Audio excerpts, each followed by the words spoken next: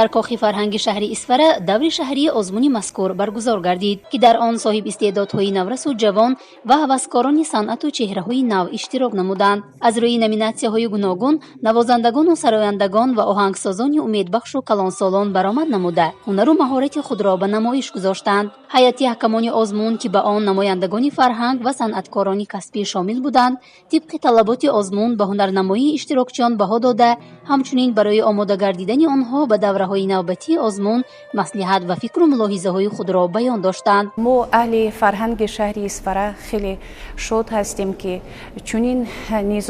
чунин иқдоми пешвои маъзами миллат дар шаҳри мо татбиқ гардида истодааст ва ҷавонони шаҳри Исфара бо рӯҳияи идона дар ин озмун иштирок намуданд ва аъзои ҳакамон аз нигоҳи дақиқназарӣ ва нуктасанҷӣ ба истеъдодҳои нав баҳогузорӣ намуданд.